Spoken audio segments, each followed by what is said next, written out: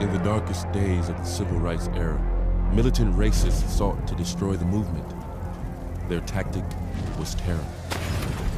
I still wake up hearing those screams. I still wake up at times seeing fire. Foot soldiers in the battle for equality were assassinated. I saw him lying there and screamed. Children were sacrificed because of the color of their skin. That picture of Emmett shows us the ugliness of racism. Those who died in domestic wars, not just foreign wars, they made America better. Those who marched and risked their lives created a new chapter in history. It was written with the blood of the civil rights martyrs.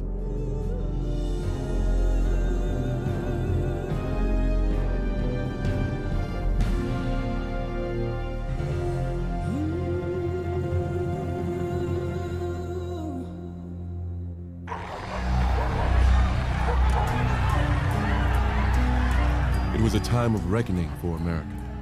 By most accounts, it was a war.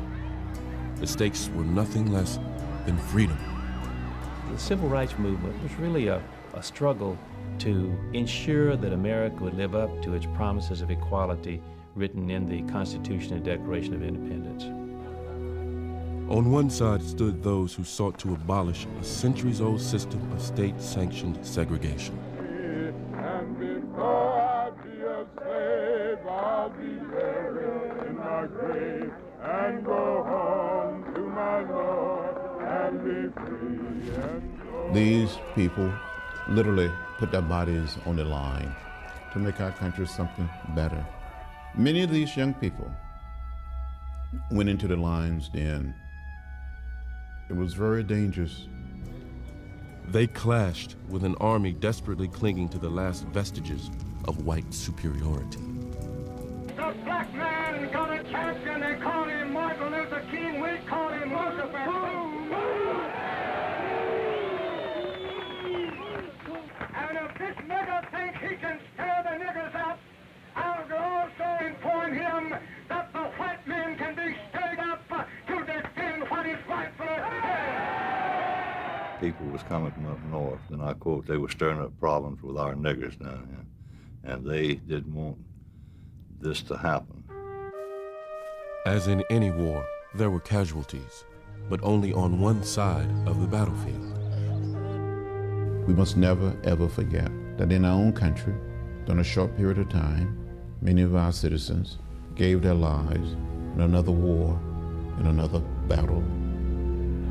And these people, these martyrs, didn't receive any honors or medals, but they were fighting a war just as important as any war our country's ever engaged in abroad.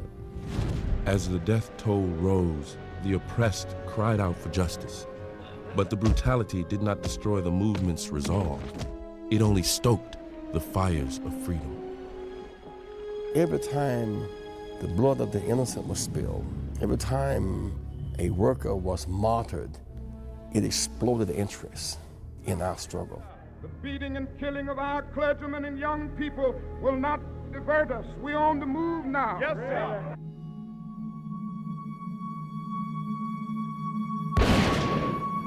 On April 4th, 1968, a shot rang out in the Memphis night.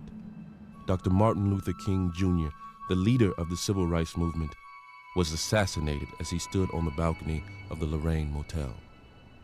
The bullet that entered his face and exited his back made King a martyr.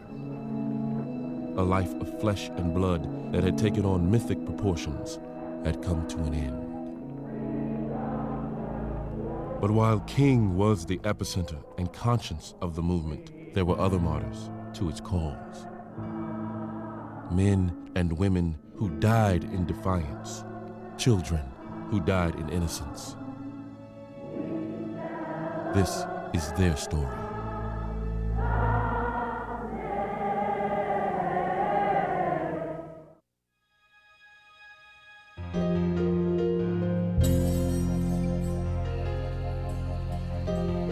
An August Mississippi night in 1955. An old shack juts out of a cotton field like a blister, as the air is electric with the ceaseless drone of insects. 14-year-old Emmett Till is in bed, restless from the heat and humidity. A truck drives up a dusty road. Two white men get out and enter the house.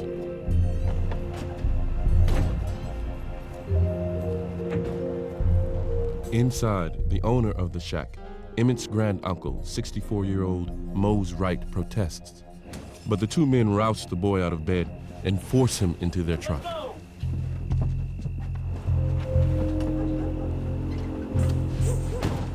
Emmett Till is on a journey from which he will never return.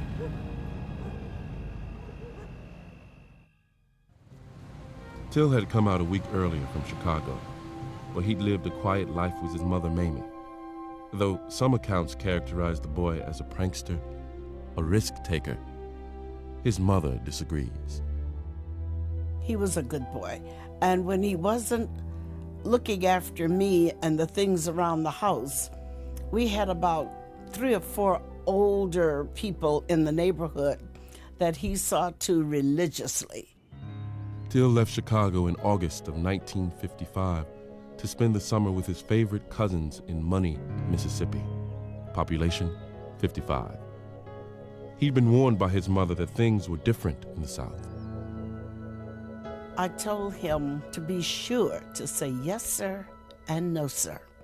That was one of the first things I told him. And then I told him, I said, if you meet a white woman, you do not look at her. You drop your head. I said, if necessary, you step off the sidewalk and let her pass. His mother's warning was prophetic, for it was an encounter with a white woman in a general store one afternoon that would prove fatal to Emmett Till. By some accounts, Emmett had walked out of the store and said bye, baby, to Carolyn Bryant, the shopkeeper. From a modern perspective, the incident may seem like nothing. But in the context of that time in the South, it was a potent incident that touched on racial and sexual taboos. Whatever Emmett Till's momentary indiscretion was, he might as well have lit a bonfire. Ever since the end of the Civil War, despite gaining their freedom from slavery, blacks had been decreed second-class citizens in the South. Segregation wasn't just a way of life, it was the law of the land. The so-called Jim Crow laws created a state-sanctioned racial caste system. Jim Crow laws is the name that came to apply to those laws, which was passed after Reconstruction when whites began to take back political power in the South. And they passed laws that forbid a black person, for example, to go to white schools, to ride on the bus without sitting in the back. Any number of laws that basically codified or made illegal for black people to exercise right that white people had.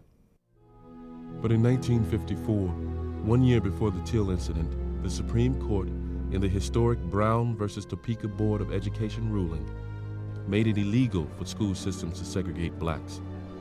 It set the South simmering.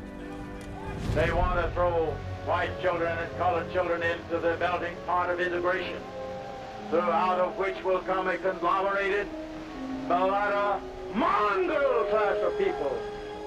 There was a great fear put in white people by really the intellectual establishment of the South through its newspapers and speeches of its leaders that if blacks integrate our society, they're only going to be interested in white women. The South sought to cling to the traditions it had held in its glory days. Any change to that way of life made many Southern whites angry. No black would be allowed to cross the color line. So when the townspeople of Money, Mississippi perceived that Emmett Till had crossed that line at the expense of the dignity of a white woman, it sealed his fate. After being abducted from his uncle's home, Till was taken by Carolyn Bryant's husband, Roy, and his brother-in-law, J.W. Millam, to a remote shack.